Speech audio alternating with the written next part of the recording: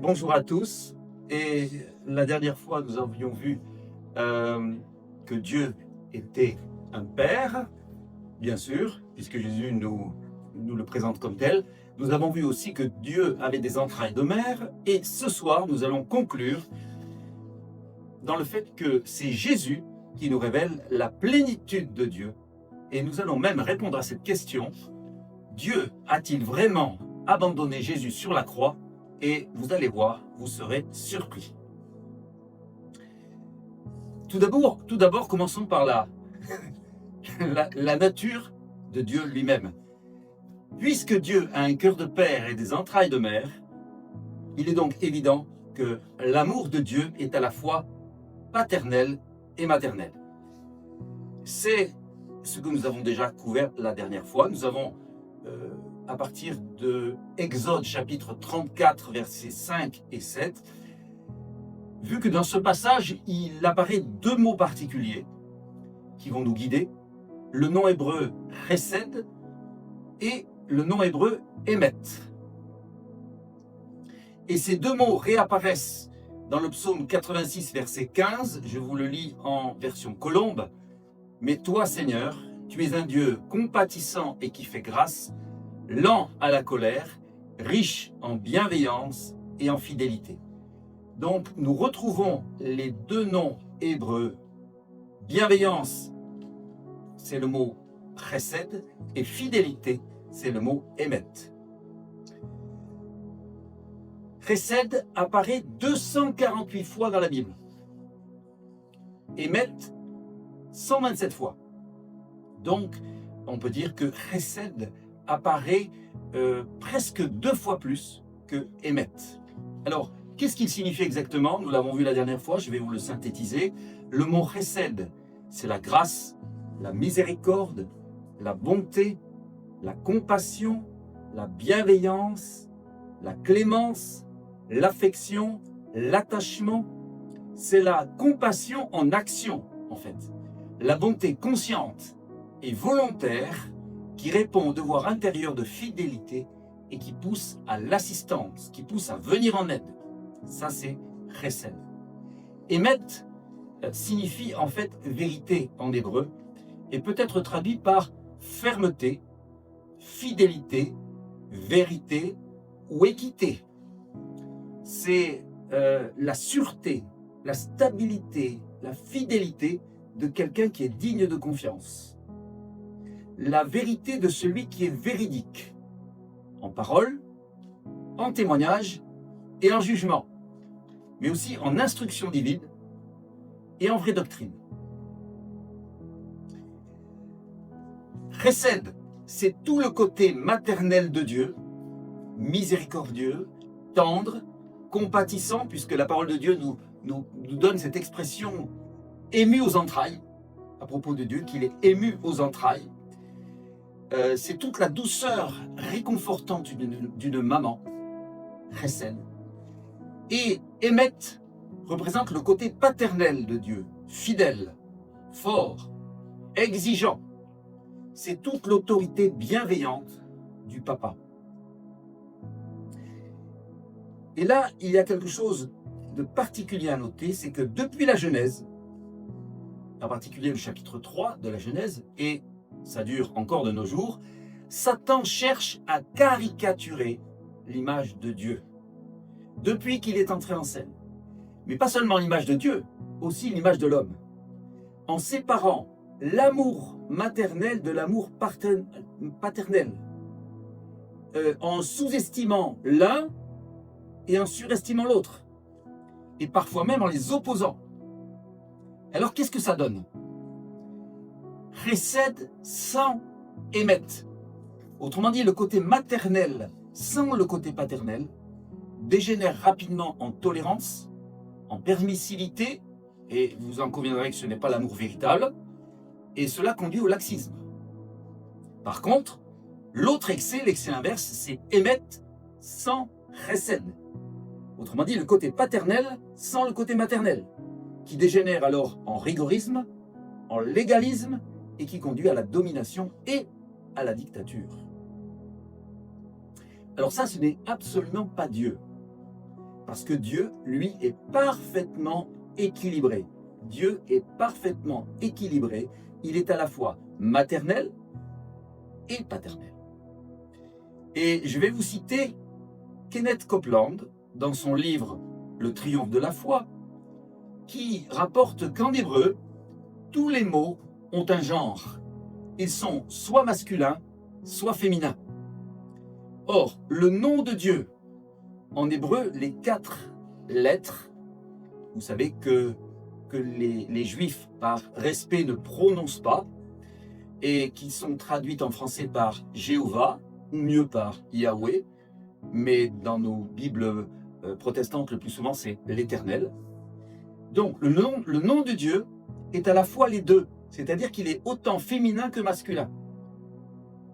Et Kenneth Copeland en conclut ceci, c'est qu'à l'origine, l'humanité était aussi à la fois féminin et masculin. Lorsque Dieu créa l'homme, ce dernier était autant féminin que masculin. Puis, le Seigneur sépara la partie féminine et créa la femme. À partir de ce moment, l'homme et la femme devaient s'unir pour être parfaitement complets. En créant la femme, Dieu a donc extériorisé la partie féminine d'Adam, et puisque chaque être humain pris individuellement est créé à l'image et à la ressemblance de Dieu, c'est encore plus vrai d'un couple uni par Dieu. Un couple uni par Dieu, qui prie Dieu, c'est l'image complète de Dieu qui prie Dieu. Je vous répète ça, un couple uni par Dieu, qui prie Dieu, c'est l'image complète de Dieu qui prie Dieu. C'est pourquoi c'est si important et si puissant. Donc il y a tout un ensemble de versets que je ne vais pas développer aujourd'hui, qui en témoignent dans l'Ancien Testament. Très bien, mais est-ce qu'on trouve cette notion d'équilibre dans le Nouveau Testament? Eh bien oui, cette révélation trouve même son accomplissement et culmine dans le Nouveau Testament. Et nous allons en voir quelques exemples.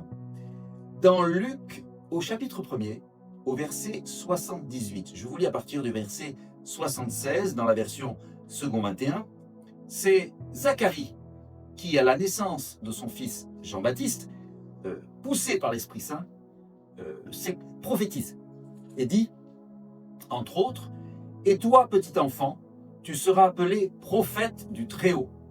Tu marcheras sous le regard du Seigneur pour préparer ses chemins et pour donner à son peuple la connaissance du salut par le pardon de ses péchés, à cause de la profonde bonté de notre Dieu. » Littéralement, grâce aux entrailles de miséricorde de notre Dieu. À tel point que la version Louis II et la nouvelle édition de Genève traduisent « grâce aux entrailles de miséricorde de notre Dieu ». Vous voyez le côté féminin de Dieu qui est réellement exprimé ici. Et dans un autre endroit aussi que vous connaissez bien, vous connaissez tous l'histoire du fils prodigue. Eh bien, vous savez, quand le fils prodigue revient, qu'est-ce qui se passe? C'est que son père le voit de loin. Et il est dit ceci, « Le fils prodigue se leva et alla vers son père. Et alors qu'il était encore loin, son père le vit et fut rempli de compassion. Il courut se jeter à son cou et l'embrassa. » Rempli de compassion en français, littéralement, c'est ému aux entrailles. Or, cette parabole du fils prodigue, dans cette parabole du fils prodigue, plus exactement, le père qui est ici représente qui? Dieu. Dieu lui-même. Dieu lui-même. Donc vous voyez, ceci nous met en scène le fait que Dieu lui-même est ému aux entrailles. Ce n'est pas un anthropomorphisme, c'est ce qu'on appelle plutôt un théomorphisme. C'est parce que Dieu a créé l'homme à son image que l'homme est ému aux entrailles, comme Dieu l'est lui-même. Ça, c'est pour évoquer le côté maternel de Dieu dans le Nouveau Testament. 2 exemples que je viens de vous donner. Mais il existe aussi des exemples du côté paternel, du côté côté paternel qui fixe des limites, de saines limites à respecter. Matthieu chapitre 6, au verset 33, nous dit « Recherchez d'abord la justice de Dieu ». Vous voyez, c'est une exigence. Recherchez d'abord la justice de Dieu, le royaume, et la justice de Dieu, et cela vous sera donné en plus. Et au chapitre 7, verset 21, « Ceux qui me disent « Seigneur, Seigneur » n'entreront pas tous dans le royaume de Dieu, mais seulement celui qui fait la volonté de mon Père céleste. » Voilà encore une exigence qui exprime le côté paternel de Dieu. La miséricorde, elle n'exige pas, elle donne. La justice, par contre, ne donne pas, elle exige. Si on le sépare, on arrive dans des extrêmes. Pour aimer, en fait, il faut les deux. Il faut aimer, c'est exprimer à la fois la miséricorde et la justice de Dieu, comme Dieu lui-même l'exprime. Alors je continue dans un passage où justement les deux sont rassemblés. Un passage que vous connaissez très bien aussi. C'est celui qu'on appelle le débiteur impitoyable.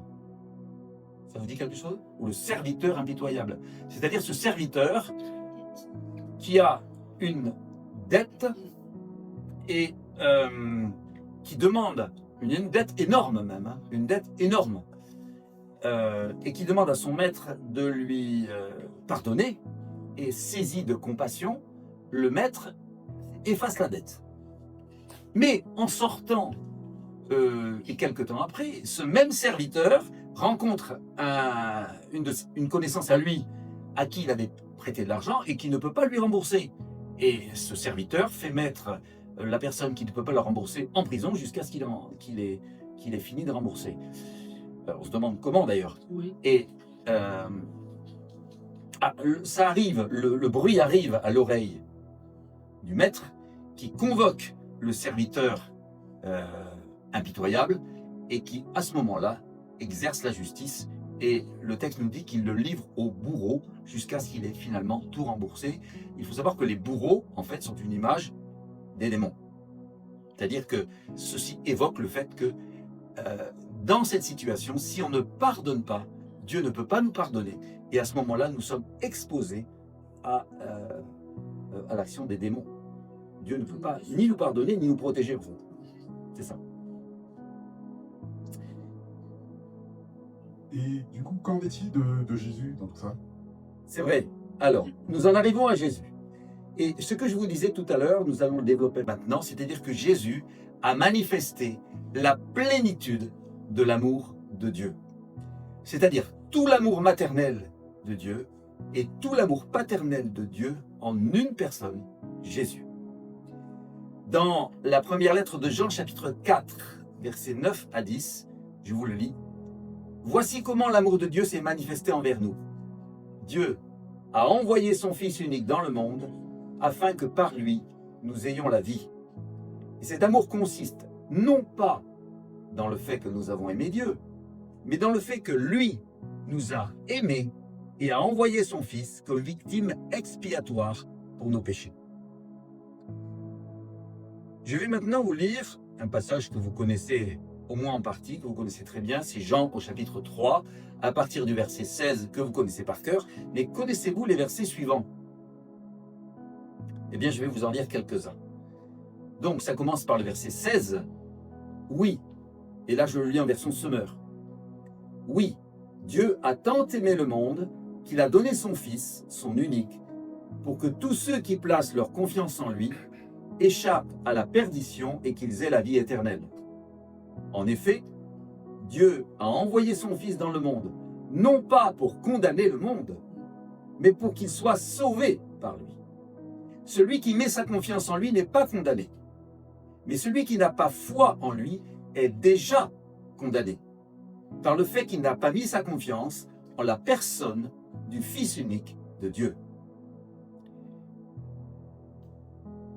On voit ces trois versets commencent par la miséricorde, puis se teintent de justice, et nous allons voir qu'au verset 36, on a encore ces deux caractéristiques, la miséricorde et la justice.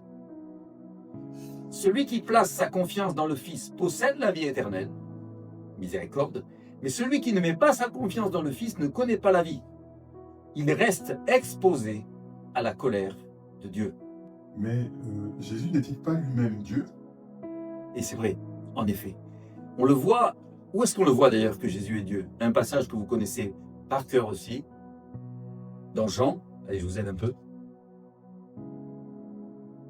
Plusieurs fois, hein, il l'affirme, hein. Mais dès le début. Moi, je suis dans le Père. Amen. Tout à fait. Je suis dans le Père et le Père est en moi. Ça, c'est plutôt vers les chapitres 5 à 8. Mais tout début, au chapitre 1er. Allez, je vais vous le lire. Chapitre 1er.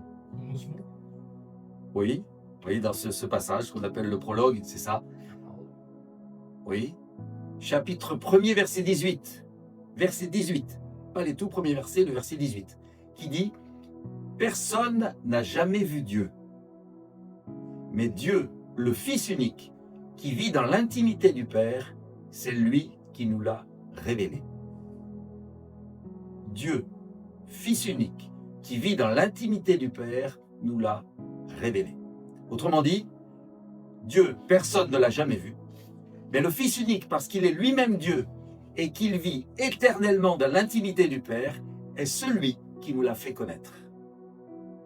Car le Fils unique qui partage sans limite la vie du Père est le seul qui pouvait mener les hommes à la connaissance et à la vie. Jésus est donc, par tout ce qu'il est, tout ce qu'il fait et tout ce qu'il dit, la révélation ultime et l'expression même de Dieu. L'expression même de Dieu. La lettre aux Hébreux parle même de l'empreinte, qu'il est l'empreinte de Dieu. Et quelqu'un a dit, donc cette formule, que je trouve très bien faite, parce qu'elle nous ramène à l'essentiel. Jésus est la théologie parfaite. Jésus est la théologie parfaite. Pourquoi? Parce que le Père était en Christ. Et ce n'est pas moi qui le dis, c'est la parole de Dieu qui le dit dans la deuxième lettre aux Corinthiens, chapitre 5, verset 19. Vous connaissez le verset 17, vous connaissez le verset 21, mais connaissez-vous le verset 19? Au début du verset 19, je vous le lis. « Car Dieu était en Christ, réconciliant le monde avec lui-même, sans tenir compte aux hommes de leurs fautes. » Dieu était en Christ. Et tu peux nous en dire un peu plus? Alors, tout à fait. Et ce qui est très intéressant, c'est d'entrer un petit peu dans le sens des mots qui sont utilisés ici. Le sens du mot Dieu. Le Nouveau Testament a été écrit en grec, qui était la langue internationale à l'époque de Jésus, la langue internationale du bassin méditerranéen. Les auteurs du Nouveau Testament utilisent deux mots pour nommer Dieu. Le premier, c'est le mot Kyrios, qui signifie Seigneur, et qui, dans le Nouveau Testament, est surtout employé pour Jésus. Le second est le mot Théos, qui désigne Dieu le Père. Dans ce verset, c'est le mot Théos qui est utilisé, à tel point que la version parole vivante transcrit ce verset de la manière suivante. En effet, en Jésus-Christ, c'était Dieu en personne. En Jésus-Christ, c'était Dieu en personne qui réconciliait le monde avec lui-même en ne tenant plus compte du péché des hommes. Et l'on pourrait donc traduire ce verset de 2 Corinthiens 5, verset 19. Le Père était en Christ, réconciliant le monde avec lui-même. En Jésus-Christ, c'était le Père en personne qui réconciliait le monde avec lui-même. Parce que le Père était présent dans le Fils. Et vous savez qu'on ne fait pas une doctrine avec un seul verset, alors je vais vous en donner deux autres. Dans la lettre aux Colossiens, chapitre 1er, verset 19, et chapitre 2, verset 9. Donc, Colossiens, chapitre 1er, verset 19, et chapitre 2, verset 9. Je vais vous lire ces deux versets côte à côte. Vous allez voir qu'ils se ressemblent beaucoup. En effet, Dieu a voulu que toute sa plénitude habite en lui, sous-entendu, en son Fils bien-aimé. Deuxième verset. En effet, c'est en lui qu'habite corporellement toute la plénitude de Dieu. En Jésus-Christ habite corporellement toute la plénitude de Dieu. Pourtant, dans la parole de Dieu, on nous dit que le Père a quand même abandonné Jésus à un moment donné sur la croix. Justement, nous allons répondre à cette question. Dieu a-t-il vraiment abandonné Jésus sur la croix? Et pour le faire, j'ai besoin d'un équipement. Ce béret a une histoire. Il m'a été offert par une personne dont le mari était décédé, qui était un montagnard. C'est le béret d'un homme de Dieu. Et j'ai plaisir à le mettre, et je prends même cela comme un honneur, parce que je fais aussi moi-même beaucoup de montagnes. Un homme de Dieu qui a beaucoup évangélisé, notamment en France et en Espagne. Et c'est un cadeau que m'a fait son épouse qui est encore vivante. Alors je le mets avec plaisir et je vais vous expliquer pourquoi. Bien sûr, il y a un jeu de mots, vous allez comprendre. Je vous pose la question, connaissez-vous la ville de Béret? Alors ça ne s'écrit pas comme un béret, mais ça s'écrit B-E-R-E-E, la ville de Béret. Béret était une ville de Macédoine, près de Thessalonique. Et cette ville a été visitée par Paul et Silas dans leur deuxième voyage missionnaire. Et les habitants de cette ville, notamment les Juifs, je cite, accueillirent la parole de Dieu avec beaucoup d'empressement. Ils examinaient chaque jour les Écritures pour voir si ce qu'on leur disait était juste. Et c'est précisément ce que nous allons faire. Voilà. Alors, je vais juste le retirer là. C'était pour vous pour introduire comment dire, avec humour, cette citation de la ville de Béret. D'ailleurs, ça se trouve dans les Actes 17 au chapitre 11. Ils examinaient chaque jour les Écritures pour voir si ce qu'on leur disait était juste. Alors, examinons ce que disent les Écritures pour répondre à cette question.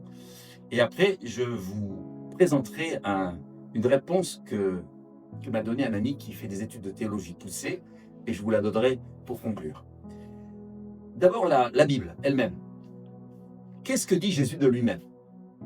Dans Jean au chapitre 8, alors Jean chapitre 8, versets 16 et 29, Jean chapitre 10, versets 30 et 38, Jean chapitre 14, versets 9 à 11, et Jean chapitre 16, verset 32. On pourrait en ajouter quelques-uns, mais ceux-ci sont particulièrement saisissants. C'est donc Jésus qui parle et qui dit « Je ne suis pas seul, mais le Père qui m'a envoyé est avec moi. Celui qui m'a envoyé est avec moi. Il ne m'a pas laissé seul, parce que je fais toujours ce qui lui est agréable. Le Père et moi, nous sommes un. Le Père est en moi et je suis en lui. » Philippe lui dit « Seigneur, montre-nous le Père et cela nous suffit. » Jésus lui dit « Il y a si longtemps que je suis avec vous et tu ne me connais pas, Philippe.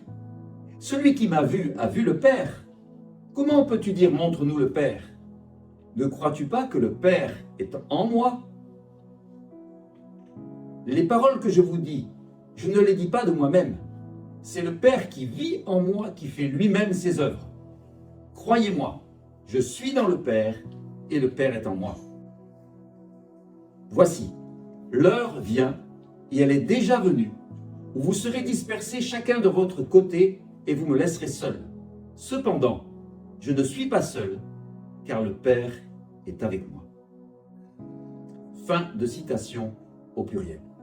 En fait, ces déclarations de Jésus lui-même empêchent toute mauvaise interprétation d'un verset de Marc, chapitre 15, verset 34, où Jésus, sur la croix, cite le psaume 22, en disant « Mon Dieu, pourquoi m'as-tu abandonné ?» Alors, un petit peu d'histoire au sens de la chronologie des événements de la Passion et de la Crucifixion. Quand Jésus cite ce verset, il est crucifié depuis 3 heures, il a perdu pratiquement tout son sang, il n'a plus de souffle, donc il n'a plus de sang, il est à bout de force, il n'a pas la force de réciter un psaume. Donc, il a quand même la force de citer le premier verset. Mais selon l'usage de l'Ancien Testament, même d'ailleurs, si je vous cite la première phrase d'une chanson, vous allez chanter la suite. Hein, si c'est une chanson connue. Et bien là, c'est pareil. Donc, quand il cite un verset, le premier verset, d'abord parce qu'il n'a pas la force de citer davantage, mais en fait, ça indique que tout le psaume fait référence à lui. Ceci dit, il est vrai que Jésus a réellement expérimenté la douleur de la séparation avec Dieu et il a éprouvé un sentiment d'abandon. Mais ce n'est pas parce que Dieu l'aurait abandonné, mais parce qu'en portant nos péchés, il a justement expérimenté la douleur et la séparation. Il a vécu exactement ce qui est décrit dans Ésaïe chapitre 59, versets 1 et 2, que je vous cite. « Non, le bras de l'Éternel n'est pas devenu trop court pour sauver, ni son oreille trop dure pour entendre, mais ce sont vos fautes qui ont fait séparation entre vous et votre Dieu. Ce sont vos péchés qui vous l'ont caché et l'ont empêché de vous écouter. » Il a donc expérimenté la situation, en portant nos péchés, la situation qui aurait été la nôtre s'il ne les avait pas portés. Il a réellement expérimenté. Par contre, si on regarde l'ensemble du psaume 22, le psaume 22 contient une seule fois le mot abandonné, mais 4 fois la notion de confiance. En plus, le texte hébreu du verset 22, donc psaume 22, verset 22, se termine par « Tu m'as exaucé » ou « Tu m'as répondu ».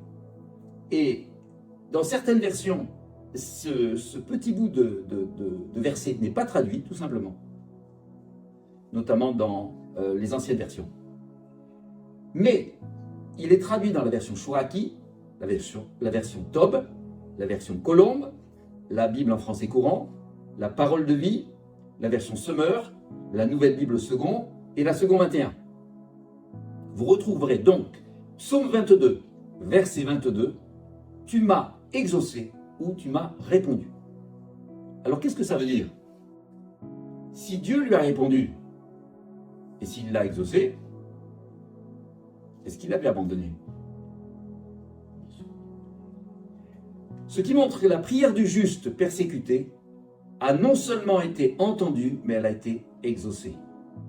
Autrement dit, même au plus sombre de la passion, la présence du Père ne fait pas défaut. Bien au contraire, Dieu ne l'a pas abandonné, conformément à ce que Dieu est en lui-même, juste et miséricordieux. C'est pourquoi, à partir du verset 23 d'ailleurs, si vous relissez, je vous invite à relire ce psaume en entier, mais vous remarquerez qu'à partir du verset 33, le juste laisse éclater sa joie et sa louange pour les grandes faveurs de Dieu à son égard. Et le Saint-Esprit alors dans tout ça? Eh bien, il n'est pas oublié. Parce que il était aussi présent, comme nous le dit la lettre aux Hébreux, chapitre 9, verset 14. Je cite, dans la version Semeur, « Le Christ s'est offert lui-même à Dieu sous la conduite de l'Esprit éternel comme une victime sans défaut. » La croix, en fait, ce n'est pas Dieu qui est resté sur un nuage et qui a envoyé son Fils payer pour l'humanité.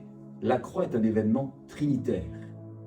En Jésus, sur la croix, non seulement le Père et le Fils étaient présents, mais le Père, le Fils et le Saint-Esprit étaient présents. Ainsi, Jésus a manifesté la plénitude de Dieu en assumant toute l'humanité.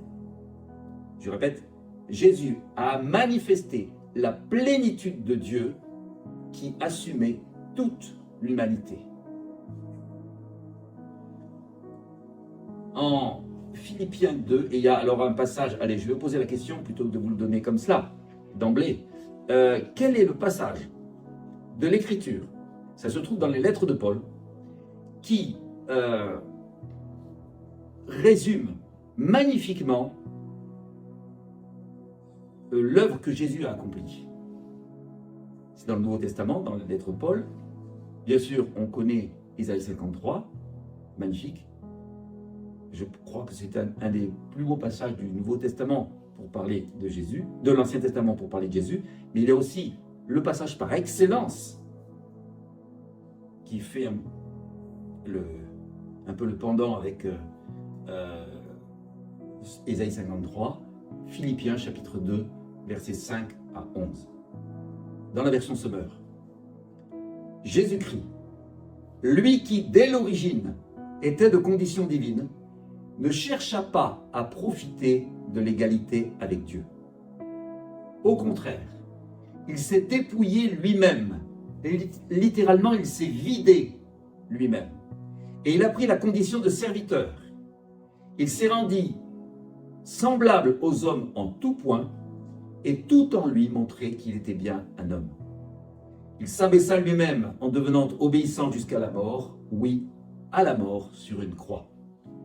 C'est pourquoi Dieu l'a élevé à la plus haute place et lui a donné le nom qui est au-dessus de tout nom, pour qu'au nom de Jésus, tout être s'agenouille dans les cieux, sur la terre et sous la terre, et que chacun déclare Jésus-Christ est Seigneur, à la gloire de Dieu le Père. Amen. Amen. Gloire à Dieu. Gloire à Dieu. Comment en est-on arrivé à penser que Dieu avait abandonné Jésus sur la croix? Eh bien, en fait, pour vous le dire de manière plus précise, j'ai interrogé un ami qui fait des études de théologie poussées et des études sur l'histoire de l'Église, et je vais vous lire tout simplement un résumé de la lettre, enfin du message plutôt qu'il m'a envoyé. En fait, c'est Jean Calvin, vous savez, le réformateur Jean Calvin, qui a développé ce qu'il a appelé la doctrine de la substitution pénale. La doctrine de la substitution pénale. Je ne vous donne pas toutes les références, je vais à l'essentiel. Dans cette doctrine, il affirme que le Christ a porté la peine et le châtiment qui... Voilà, le Christ a porté la peine et le châtiment qui nous étaient dus, et il a soutenu le poids de la colère de Dieu. Dans cette perspective, je le mets un petit peu plus gros, ça sera plus facile à lire. Dans cette perspective, Calvin affirme une forme d'abandon, un abandon judiciaire et un retrait de la consolation divine. Le Christ, bien qu'il demeure le Fils bien-aimé, est placé dans la condition d'un condamné, expérimentant la détresse et le poids du jugement comme s'il était abandonné. Selon l'Écriture, alors je vais dire mais, c'est moi qui ajoute le mais selon l'Écriture, le sacrifice de Jésus-Christ est une offrande d'agréable odeur à Dieu. Cela implique nécessairement un sacrifice pur, sans péché, parfaitement acceptable devant Dieu. Si Jésus avait été rendu coupable ou traité comme un pécheur abandonné sous la colère divine, son offrande ne pourrait pas être agréable à Dieu, car un sacrifice impur ne peut être accepté. Un même être, une même personne, ne peut pas être à la fois un sacrifice parfait et un coupable abandonné sous la condamnation. Une même personne ne peut pas être à la fois un sacrifice parfait et un coupable abandonné sous la condamnation. De plus, la culpabilité est inséparable de la personne qui commet le péché. Elle ne peut pas être transférée. Être coupable signifie être personnellement l'auteur de l'acte dont on est coupable. Les partisans de la substitution pénale, donc c'est toujours cet ami qui fait des études de théologie qui continue, les partisans de la substitution pénale s'appuient souvent sur un verset d'Ésaïe 53. Je cite, « Il a plu à l'Éternel de le briser par la souffrance. » Et alors, voici l'explication. Ce langage doit être compris dans le cadre sacrificiel de l'Ancien Testament. Les sacrifices étaient souvent brisés ou mis en pièces avant d'être offerts sur l'autel. Et cela ne renvoie pas nécessairement à une punition, mais à une préparation du sacrifice. Ainsi, être brisé renvoie à l'immolation, c'est-à-dire à l'offrande volontaire de soi, incluant les souffrances qui précédaient et qui ont accompagné la crucifixion. Le plaisir, entre guillemets, de Dieu ne doit pas être compris comme une satisfaction punitive, mais comme l'accomplissement de son plan de salut, où la souffrance du serviteur aboutit à notre rédemption. Voilà, c'est notre rédemption qui occasionne le plaisir de Dieu. À tel point que dans la Bible du rabbinat français, dans la traduction du grand rabbinat français, il est dit « L'Éternel s'est résolu à le briser par la souffrance. » Et non pas, il a plu à l'Éternel de le briser par la souffrance. Et on peut penser que les Juifs, notamment les rabbins, connaissent l'hébreu, quand même, et les sens subtils de l'hébreu. Il est donc essentiel de distinguer entre une justice punitive et une justice restauratrice. L'œuvre de Christ s'inscrit dans une justice restauratrice, purificatrice et satisfaisante, et non pas dans une logique de punition infligée à un innocent qui se transforme en coupable abandonné. Jésus n'a pas subi la colère punitive de Dieu comme un coupable rejeté, mais il a volontairement porté les conséquences du péché comme un agneau parfait afin d'apporter la purification et la réconciliation avec Dieu.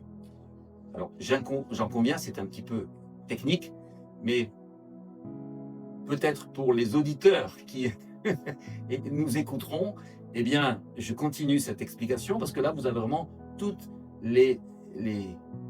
l'analyse complète, l'analyse théologique. Un autre passage est mis en avant par les partisans de la théorie de la substitution, c'est Galates 3.13. Galates 3.13. Je cite, « Christ nous a rachetés de la malédiction de la loi en étant devenu malédiction pour nous. » Ce passage doit être compris dans sa portée rhétorique et théologique. Il s'agit d'exprimer jusqu'où Jésus est allé pour sauver l'humanité. Ce passage exprime donc jusqu'où Jésus est allé pour sauver l'humanité. Le langage utilisé vise à frapper, à souligner la profondeur du sacrifice, en montrant qu'il a pris la position la plus basse, celle d'un maudit selon la loi, sans pour autant devenir réellement coupable. Enfin, troisième argument, peut-on dire, dans l'unité parfaite et éternelle du Père, du Fils et du Saint-Esprit, Dieu ne peut pas être divisé contre lui-même. L'idée que le Père aurait réellement abandonné le Fils sous forme juridique, en lui retirant la consolation ou sous toute autre forme sur la croix, est absolument incompatible avec l'unité même du Père, du Fils et du Saint-Esprit. Le cri de Jésus, « Mon Dieu, pourquoi m'as-tu abandonné ?» exprime au contraire l'intensité de sa souffrance dans son humanité et reprend le psaume 22, mais ne signifie pas une séparation réelle au sein de la Trinité. Le Père était avec Jésus jusqu'au dernier souffle et n'a pas cessé d'aimer le Fils ni de demeurer en parfaite communion avec lui. Vous voyez que ça remet en question une certaine autre théologie. Le sacrifice de Christ doit être compris comme une offrande parfaite, volontaire et agréable à Dieu, qui accomplit la rédemption dans une justice restauratrice, sans que le Fils devienne coupable, sans que la colère de Dieu soit déversée sur lui, comme sur un pécheur, et sans qu'il y ait une séparation entre le Père et le Fils. Fin de citation. Merci Joseph, si tu nous entends, quand tu regarderas cette vidéo, c'est lui qui m'a transmis cette étude de théologie. Certes, un petit peu longue, mais super intéressant quand même. Super intéressant. Alors, je vous propose maintenant de faire une pause et puis de passer aux questions-réponses parce que ça aura sûrement soulevé des questions auxquelles je vais tenter de répondre ou nous allons y répondre ensemble.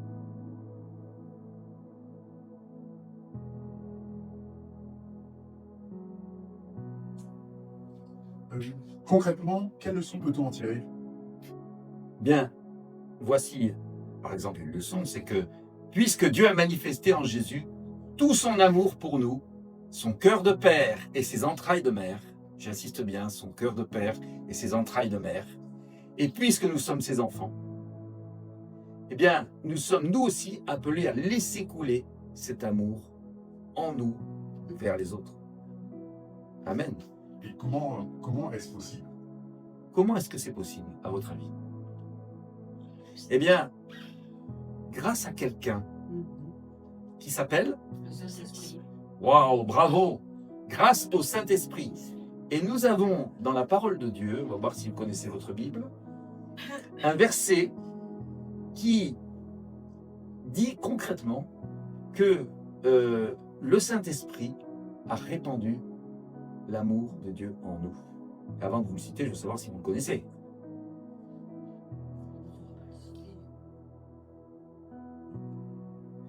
Romains 5, verset 5. Romains 5, verset 5. Dieu a répandu son amour dans nos cœurs par le Saint-Esprit qu'il nous a donné.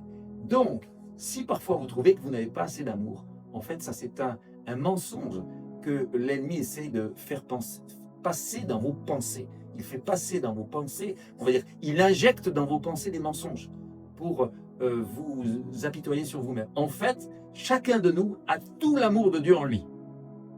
Le tout, c'est de l'exprimer. Voilà. Et des fois, on n'ose pas.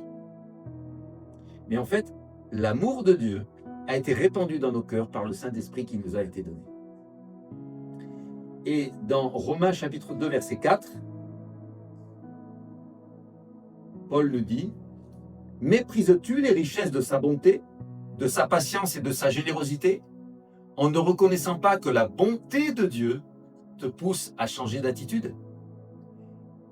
Et quand l'apôtre Paul nous exhorte dans la lettre aux Colossiens chapitre 3, verset 12, Colossiens 3, verset 12, en disant « Revêtez-vous de sentiments de compassion ». En fait, il écrit littéralement « Revêtez-vous d'entrailles de miséricorde ». Et d'ailleurs, la Bible Louis II traduit par « entrailles de miséricorde ». Nous devons nous revêtir d'entrailles de miséricorde, les uns envers les autres. Car nous avons vu que les entrailles de Dieu sont miséricordieuses. Nous sommes donc invités à recevoir dans nos entrailles l'amour et la miséricorde de Dieu pour les manifester et les transmettre aux autres. Et en conclusion, je vais vous citer un ami, Carlos Payan, qui cite Michée, le prophète Michée au chapitre 6, verset 8. « On t'a fait connaître, ô homme, et je vous rassure, ça s'adresse aussi à vous, mesdames, on t'a fait connaître, ô homme, ce qui est bien, et ce que l'Éternel demande de toi, c'est que tu pratiques la justice, que tu aimes la miséricorde, et que tu marches humblement avec ton Dieu. » Et il conclut en disant, ces trois choses sont liées, pratiquer la justice, aimer la miséricorde, et marcher humblement avec notre Dieu. On ne peut pas dissocier la miséricorde du reste. Alléluia!